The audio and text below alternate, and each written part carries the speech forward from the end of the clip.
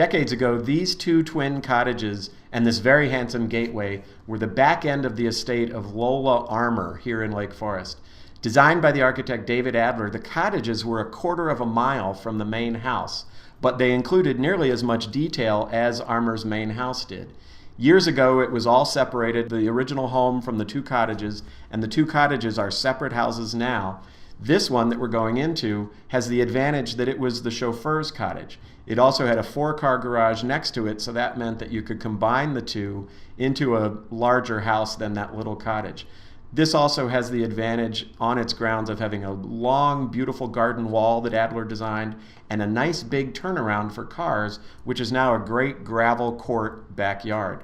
There's a gate that goes off into what was once the estate gardens. You see the pond and everything else, but it's all been subdivided. So it has a lot of advantages from Adler, but one disadvantage it had is that this is a pretty small cottage. So again, what they did is they combined the cottage, the garage, and a bridge space in between. Inside, we'll see how that all works. Now, this is the original back door of the chauffeur's cottage. It's an interior door now, but it's got this great Dutch split, the two-piece door, and then it's all this wonderful knotty pine, very characteristic of Adler. Here in the living room, you've got knotty pine trim, beautiful fireplace, all feels like an Adler room, though a small Adler room because, again, it was just for the chauffeur. Across the hall is what was dining and kitchen for the chauffeur, now opened up to be an office, and it's got original hutches, more of the knotty pine, and the knotty pine continues up to the 2 bedrooms upstairs, cabinetry, great spaces, but all relatively small. This connects to the other building, the old garage that we'll go into now. Now over in the other original piece of the building, I found Howard Alport, who is the man who did this entire restoration. Howard, you've done some remarkable things. It's hard to believe that this was the garage? Yes, this was actually a 5-car garage and had the original garage doors.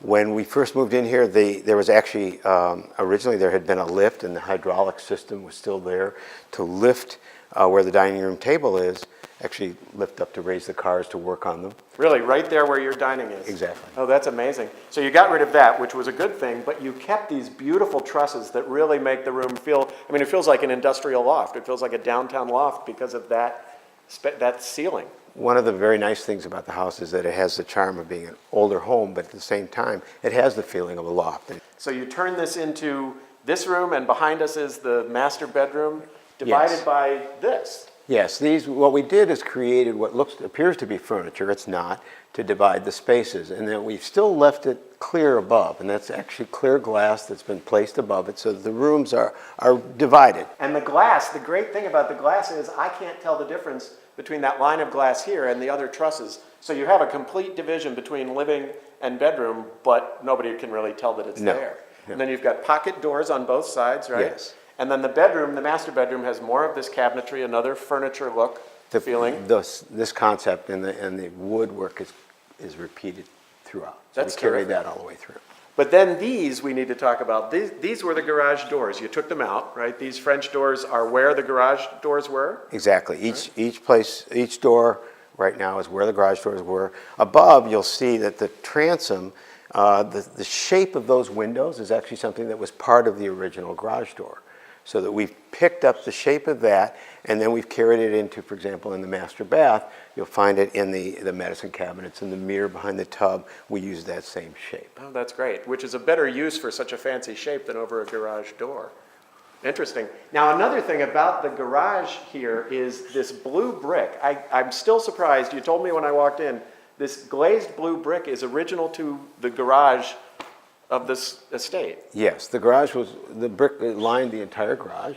Wow, so nice. And it's an enamel, which is really nice, and it picks up on the blue that was the accent color that Adler used throughout his homes. So that was very common. And then we've taken that blue and extended it to things like the tile and some of the paint details. This tile is a great idea. We've got the blue trim outside, and then this is new Delft. You also have some historical Delft in the bar that I think is from the 1700s. That's great. We found that at an auction.